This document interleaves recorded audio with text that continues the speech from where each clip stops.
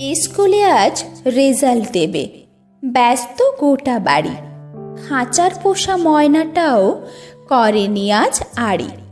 কুট্টি পিসি রান্নাঘরে, বকুল মাসি ছাদে, গৃহস্থালির সমস্ত কাজ জরুরি সংবাদে। অফিস থেকে বাবার ফোনে জড়িয়ে আছে ভয়। মা দাঁড়িয়ে রঙিন ছাতায়, দুই পাশে সংশয়। স্কুলের গেটে স্বপ্নেরা চুপ, উথাল পাথাল ঢেউ।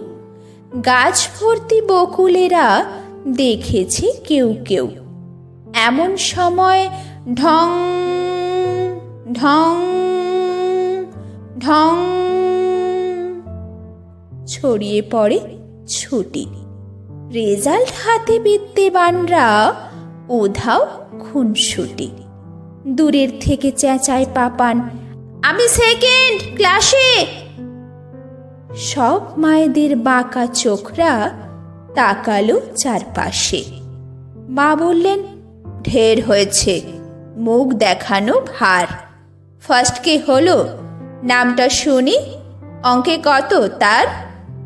পাপান বলল, দেবল গুপ্ত, অঙ্কে সে 100, আমি পেলাম 90, তার বেশি পেলাম কই?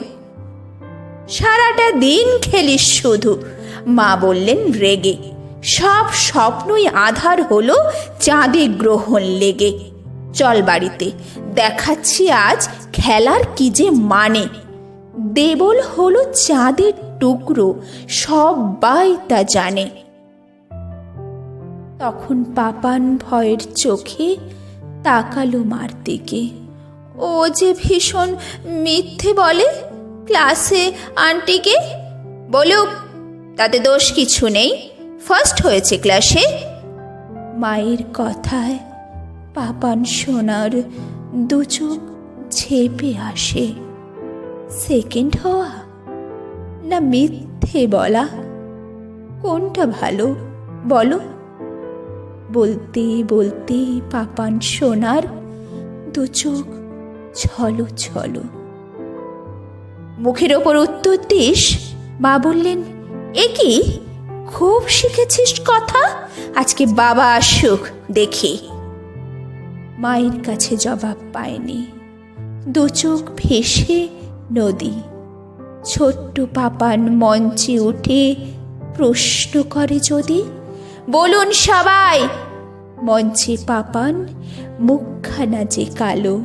সেকেন্ড হওয়া না মিথ্যে বলা, কোনটা বেশি ভালো?